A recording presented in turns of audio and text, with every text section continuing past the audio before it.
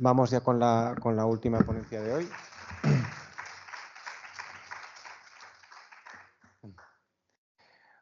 Vale, que es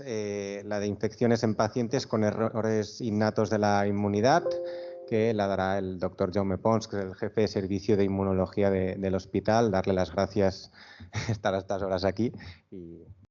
y vamos ya con la última charla.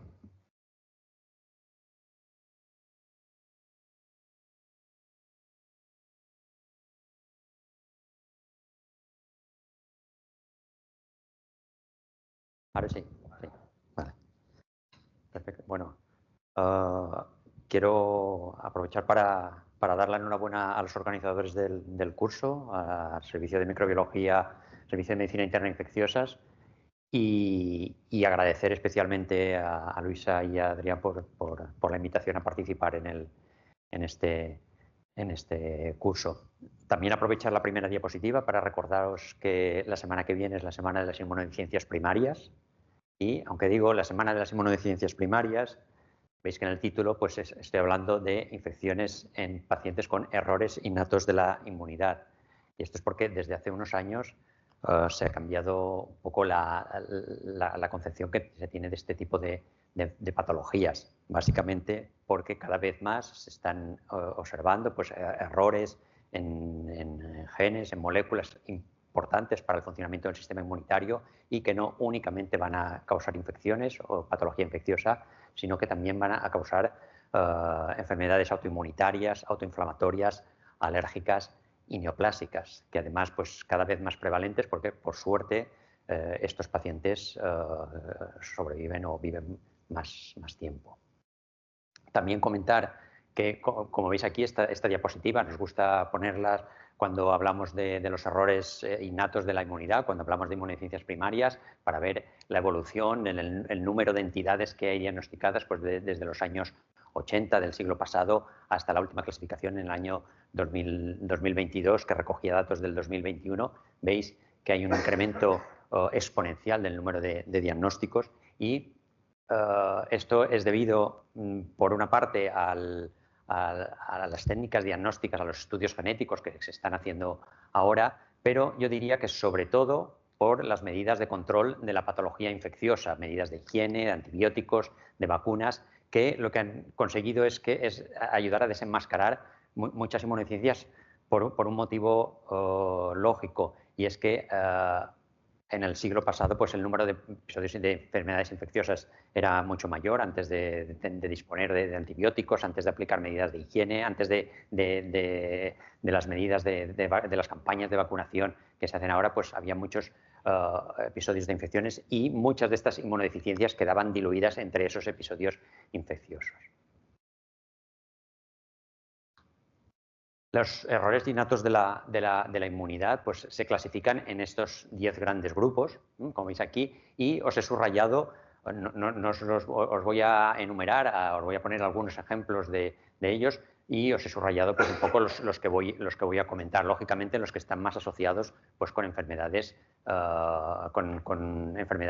infecciosas. Como veis aquí, el grupo mayoritario es el grupo de deficiencias predominantes de anticuerpos, seguido del grupo 2 de síndromes bien definidos de inmunodeficiencias, de deficiencias combinadas y de defectos de los fagocitos. Y cada vez más pues, estamos encontrando, se están diagnosticando más los llamados fenocopias de inmunodeficiencias primarias, que esto es en muchas ocasiones la presencia de autoanticuerpos o anticuerpos contra moléculas necesarias para el funcionamiento del sistema inmunitario, y como veréis después pues, se ha puesto muy de moda sobre todo con los pacientes con COVID severo, en los que se han encontrado anticuerpos anti-interferón. Esto sería el cuadro que todos tenemos en mente de las patologías infecciosas que vemos en las inmunodeficiencias primarias, las clásicas, ¿no? Cuando hay una deficiencia de células B, pues vamos a tener sobre todo infecciones del tracto respiratorio, también gastrointestinales, pero básicamente el tracto respiratorio. Cuando hay una deficiencia de las células T, que son, pues, como veréis a continuación, las que orquestan un poco toda la respuesta inmunitaria, vamos a tener infecciones pues, severas por hongos, por virus, infecciones graves, Cuando hay alteración de los neutrófilos, pues sobre todo vamos a tener también infecciones del tracto respiratorio, pero principalmente también accesos cutáneos, linfadenitis, etcétera. Las infecciones clásicas por Neisseria, que todos nos explican cuando estudiamos la vía del complemento, por déficit del complemento, e infecciones virales por virus, por herpes virus, cuando fallan las células natural killer. Este sería el primer ejemplo de una inmunodeficiencia. Todos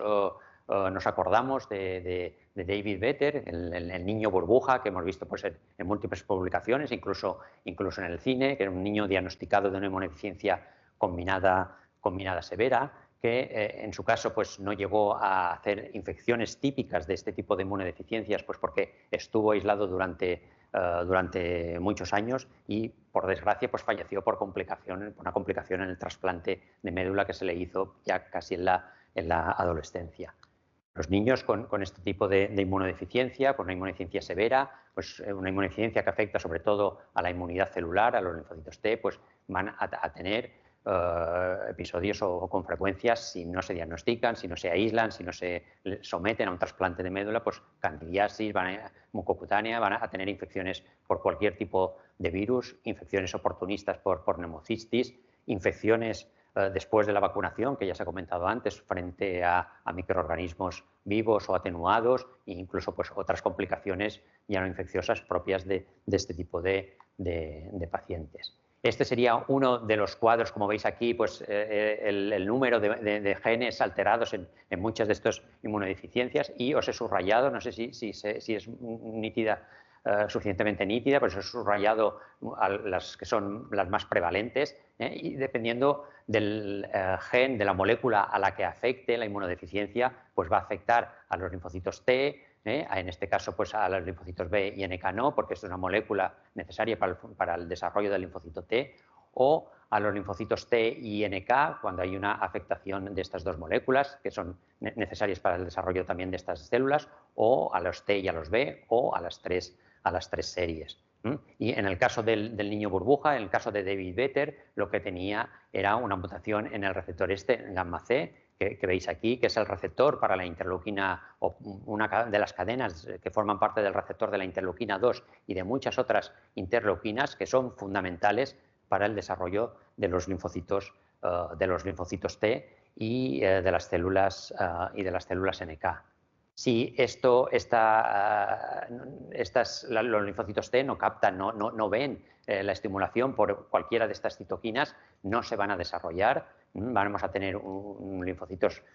T naïf que no van a dar lugar a las diferentes estirpes de linfocitos T capaces de defendernos en el caso de las tipo 1 de los patógenos intracelulares, o de las tipo 2 de los parásitos extracelulares, o de las tipo 17 de bacterias y hongos. Y aunque no afecten a la población B, al desarrollo de la población B, la ausencia de linfocito T pues, no va a poder cooperar con el linfocito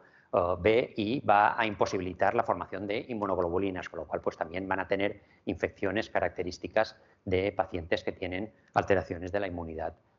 humoral. Y este pues, sería el caso, por decirlo de alguna manera, o de los casos más severos de inmunodeficiencia.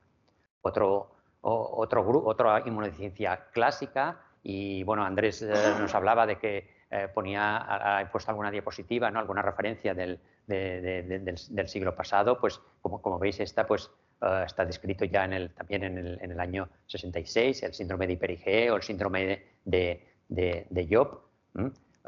que se observó pues, que había un aumento de la inmunoglobulina E en la sangre de estos pacientes, y además pues, tenían defectos en los neutrófilos. Estos pacientes se caracterizaban por tener múltiples accesos cutáneos, múltiples infecciones del tracto respiratorio y un eczema muy severo, pues como habla en la Biblia del santo Job. Estos pacientes, y un poco pues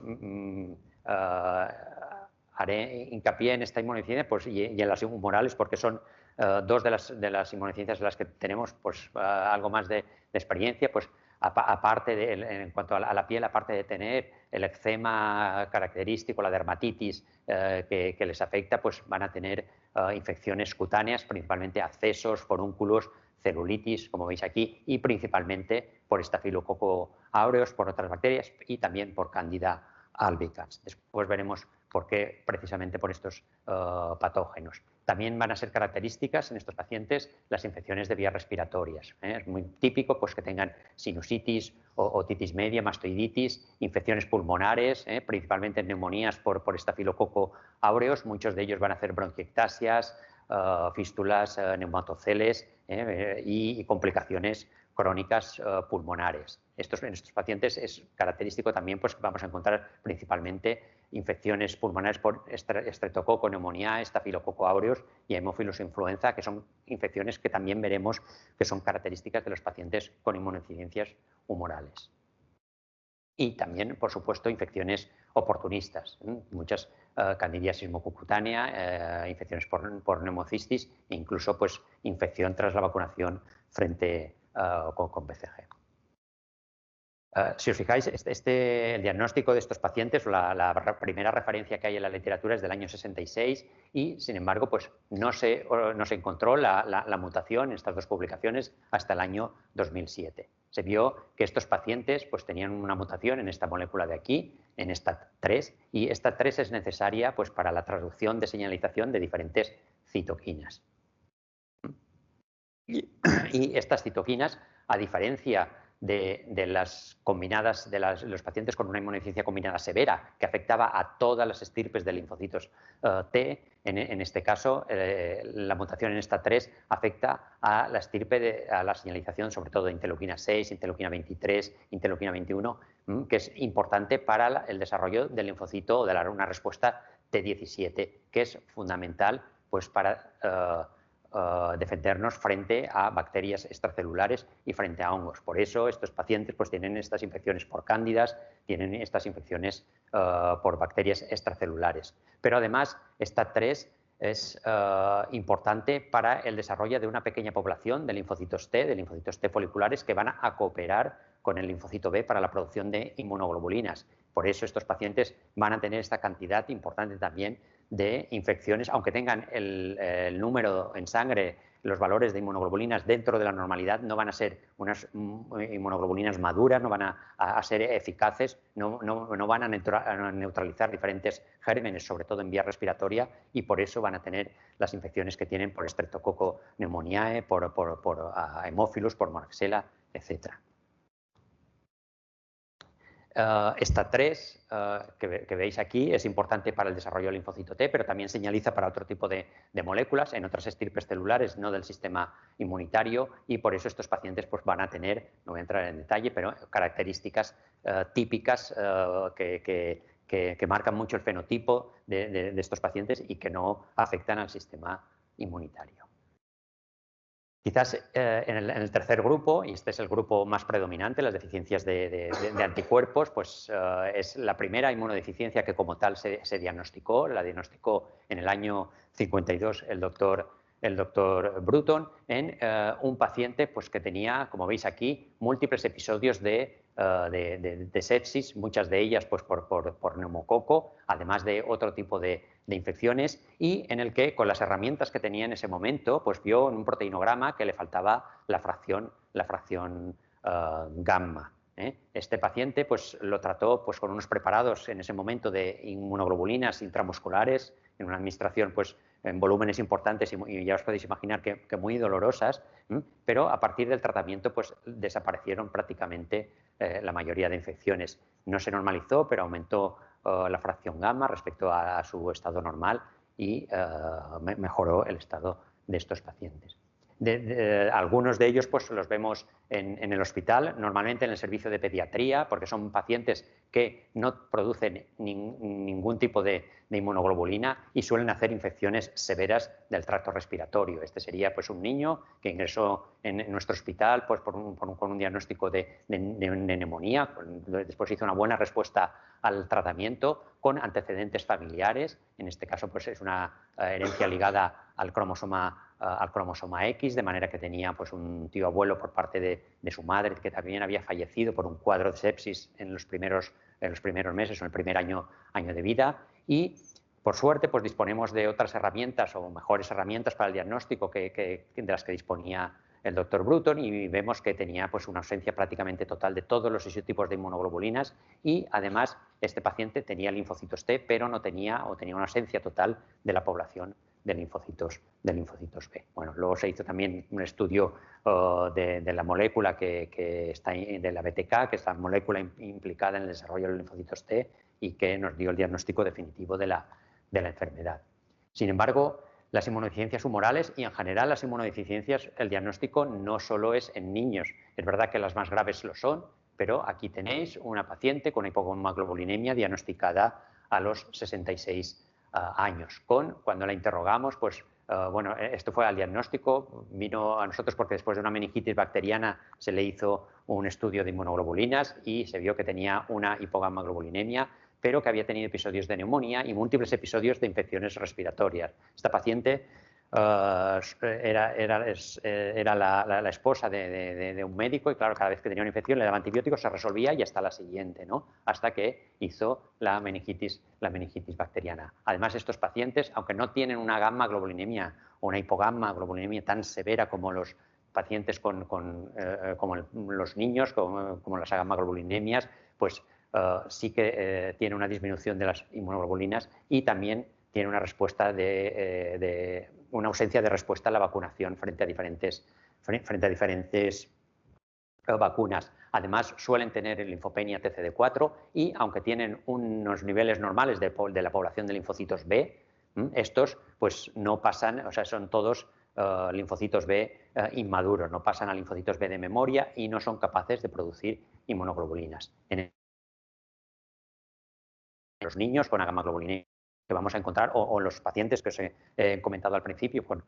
síndrome de hiper-IgE que no producen o que no maduran las inmunoglobulinas, pues van a tener sobre todo infecciones del tracto respiratorio. Sin embargo, también he comentado al principio pues, que en las inmunodeficiencias humorales, en las deficiencias de B, pues también nos vamos a encontrar infecciones gastrointestinales y son características, pues, sobre todo en la inmunodeficiencia variable común, pacientes que tienen infecciones recurrentes por Campylobacter o por Salmonella.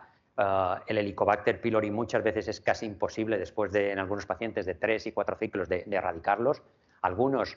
sobre todo los que tienen linfopenia T, pues pueden tener infección por citomegalovirus y muchos de ellos pues, por un norovirus que no hay manera de eliminarlos. También, aunque sea anecdótico, pues algunos por cándida, posiblemente muchas veces por tratamientos antibióticos y algunos por parásitos. Estos serían las gamma-globulинemias, que es muy parecido al de la inmunodeficiencia variable común, los síndromes de hiper-IgM, que es otro tipo de hipogamma-globulinemia o inmunodeficiencia humoral, y en la deficiencia de IgA, pues la inmunodeficiencia primaria más prevalente, pero quizás en muchos casos pues la más banal o asintomática, en la mayoría de ellos pues podemos encontrarnos alguna infección por Giardia lamblia. El hecho de que tengan más o menos clínica, pues de que haya más o menos afectación, pues va a depender del momento o del estadio del desarrollo del linfocito B que afecte al paciente. En las gamma-globulинemias ligadas al X, en la enfermedad de Bruton o en otras autosómicas recesivas de reciente diagnóstico, pues va a haber una afectación muy inicial en el linfocito B, de manera que no va a haber en periferia linfocitos B, como hemos visto en el paciente nuestro con el Bruton, y va a haber una ausencia de prácticamente la mayoría de los isotipos de inmunoglobulinas, mientras que el cuadro no va a ser tan florido en cuanto a que va a haber linfos B y no va a haber una disminución tan drástica de las inmunoglobulinas en una inmunodeficiencia variable común. Bueno, síndromes de hiper-IgM pues estarían entre uno y otro, y después pues tenemos un gran abanico de pacientes que tienen pues cierto grado de hipogammaglobulinemia, ¿no? Déficits aislados de alguna subclase de IgG o con deficiencia de IgA, déficits de anticuerpos específicos o de producción de anticuerpos frente a las vacunas, cuando nos vacunamos frente a neumococo, frente a hemófilus o frente a cualquier otro con cualquier otra vacuna, o incluso la hipogammaglobulinemia transitoria de la infancia. El grado de afectación pues, va a condicionar pues, que haya más o menos producción de inmunoglobulinas con más o menos capacidad pues, de ejercer su función, de ozonizar bacterias, de activar complemento, etc. El siguiente grupo que quería comentar pues, es la enfermedad crónica granulomatosa, que también es un clásico, que entraría dentro del grupo 5, que serían los defectos congénitos del número y o función de los fagocitos. Aquí sería de la función. Estos pacientes tienen alterada la funcionalidad, pero no el número. Y lo que vamos a ver, disculpadme, se han desmontado algunas de las diapositivas. Pues es una enfermedad pues, también descrita en los años 50 y caracterizada en el año 59 con un diagnóstico inicial o denominada inicialmente como enfermedad granulomatosa fatal de la infancia, pues ya os podéis imaginar que cuando se diagnosticaba a un niño pues, con esta inmunodeficiencia, pues la mayoría de ellos fallecían. Y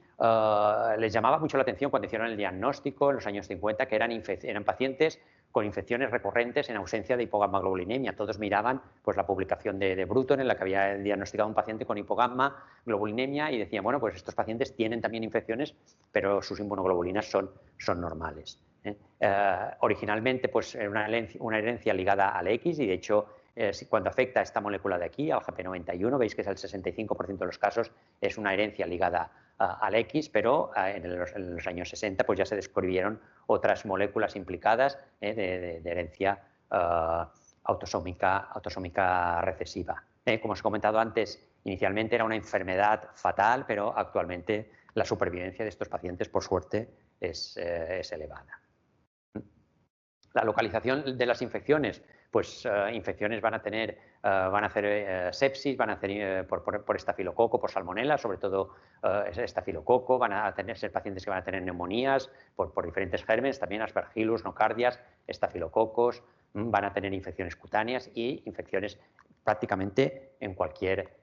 localización. Estos serían los gérmenes más habituales encontrados en esta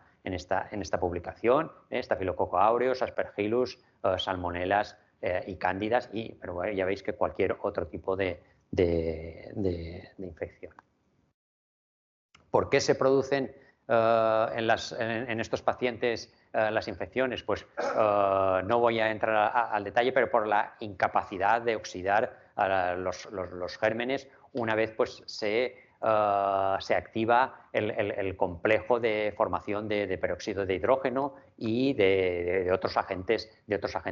oxidantes. Si hay alguna mutación que afecta a alguna de estas proteínas, a GP91 sobre todo, que es la que os he comentado, que es la más prevalente, el 65% de los casos, o a P22 o a P47, no se va a poder formar este complejo y los neutrófilos van a ser incapaces de eliminar las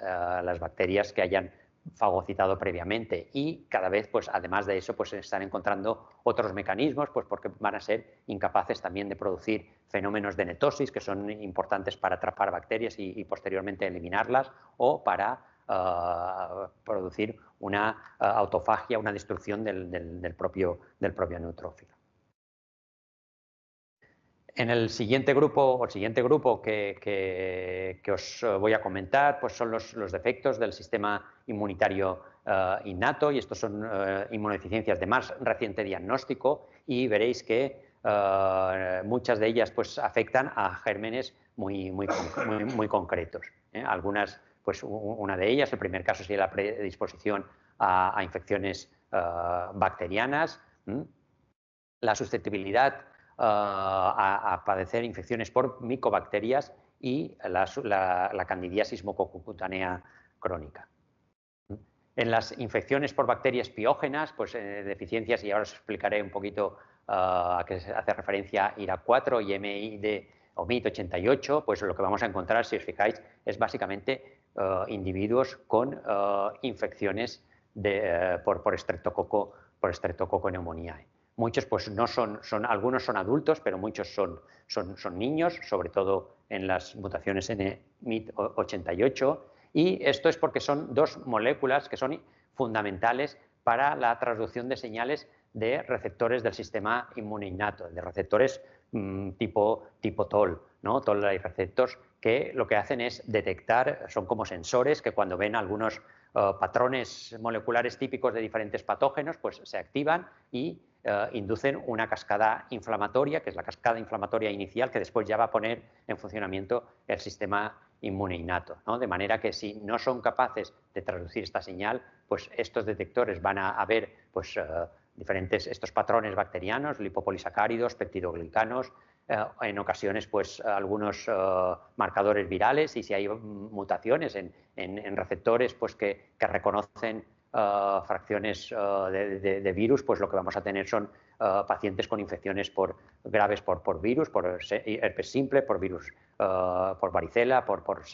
coronavirus, etcétera, ¿no? Pero en estos casos, pues lo que va a ocurrir es que no va a ser capaz de producirse un proceso inflamatorio inicial con producción de todas estas mediadores de la inflamación que van a activar el sistema inmunitario innato y van a, como os decía antes, pues van a tener pues, infecciones predominantemente por neumococo. Normalmente también hay que decir que estos pacientes, si sobreviven a la infección o a la sepsis o a la septicemia por el neumococo, normalmente no se van a volver a infectar. Y esto es porque una vez superado el que no hayan detectado ese neumococo, pues igualmente se va a poner en marcha para defendernos frente al neumococo el sistema inmune adaptativo y van a producir anticuerpos de una manera normal, van a producir una inmunidad celular de una manera normal, de manera que cuando vuelva a aparecer ese neumococo vamos a ser capaces de eliminarnos o de estar protegidos frente al neumococo con una respuesta humoral normal.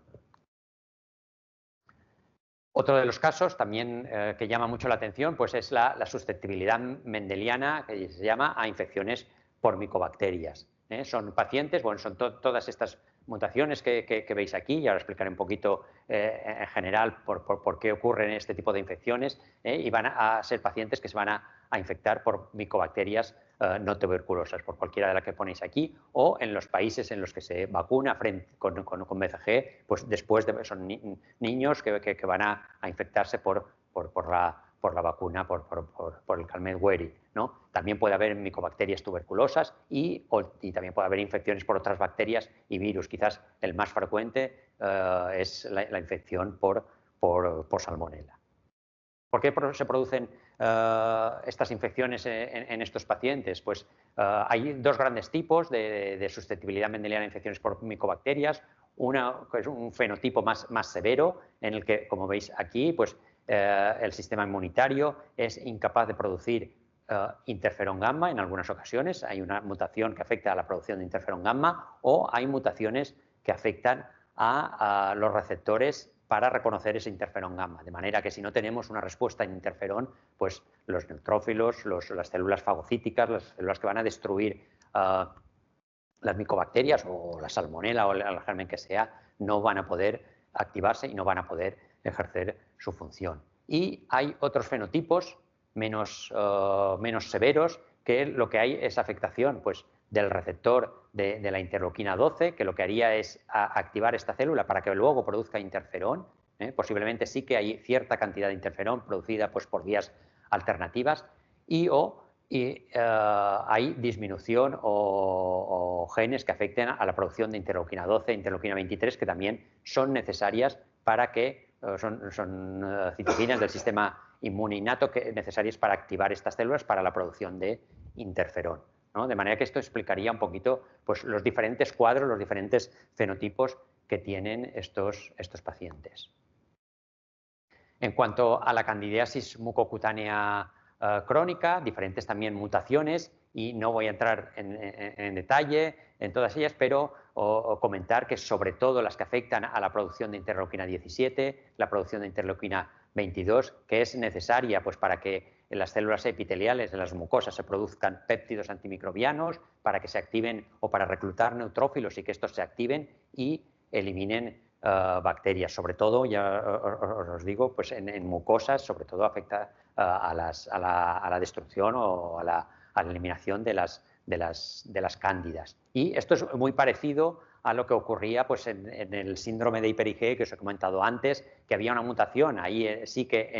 en los linfocitos T, incapaces, pues una mutación en STAT3, que lo que hacía es que había una incapacidad para producir estas citoquinas, y también por eso se producían estas cándidas. Aquí lo que va a haber pues, es una disminución de la producción de interleuquina 17, de la producción de interleuquina 22 y bueno, de otras moléculas, sobre todo señalizadoras de la función de estas citoquinas y que van a hacer que no se recluten neutrófilos, que no se produzcan péptidos antimicrobianos y tengamos infecciones de manera crónica por cándidas. Y quizás el último grupo, como os he comentado al principio, pues son las fenocopias de inmunodeficiencias primarias, que esto pues cada vez se están describiendo más y no es más que en general pues la producción o la aparición de autoanticuerpos que van contra moléculas, contra citoquinas del sistema inmunitario y que van a imposibilitar su normal funcionamiento. Os estaba hablando antes de la candidiasis mucocutánea crónica por disminución en la producción de interleuquina 17 o alguna citoquina de la familia de la interleuquina 17, pues bien, una de las fenocopias de inmunodeficiencias primarias afectan a esta vía con la presencia de autoanticuerpos frente a interleuquina 17, frente a interleuquina 22 o frente a interleuquina 6 o interleuquina 23, que también son importantes para activar la respuesta tipo 17. No va a haber una producción o un reclutamiento de neutrófilos en mucosas, no va a haber una producción de péptidos antimicrobianos y vamos a tener pacientes con infecciones crónicas recurrentes por cándida. Y ya voy terminando. Esta es la última diapositiva y no podía dejar de poner una del coronavirus. También con el diagnóstico con la pandemia de coronavirus se vio que algunos pacientes pues, tenían un coronavirus muy grave y lo que se observó en un grupo de pacientes con infección grave por coronavirus era la presencia de autoanticuerpos que iban contra los interferones de tipo 1, que son necesarios para activar pues, toda la maquinaria necesaria para eliminar el coronavirus, de manera que si no podíamos activar toda esta maquinaria, pues se quedaba anulada. Eran pacientes, eran individuos incapaces de eliminar el coronavirus era persistente y ya tenían una infección pues todavía más grave, más severa, incluso fatal. Y el último que ha salido, este es de un New England de hace 2 o 3 semanas, pues la presencia de antiinterleuquina, de autoanticuerpos frente a interleuquina 23, que la interleuquina 23, como hemos comentado, pues fundamental también para la eliminación de cándidas, o de hongos en general, para la eliminación de micobacterias, ¿no? Son individuos, sobre todo estos en pacientes con timoma, algunos de ellos, que producen autoanticuerpos frente a estas citoquinas y hacen este tipo de infecciones recurrentes. Nosotros, bueno, estamos siguiendo dos pacientes con una linfopenia severa, con hipogamaglobulinemia, con timoma y posiblemente pues, nos vamos a plantear evaluar este tipo de autoanticuerpos frente a estas citoquinas, interleuquina 23 en este caso, o a interleuquina 12. Y no os quiero comentar nada más. Si tenéis alguna pregunta, pues quedo a vuestra disposición.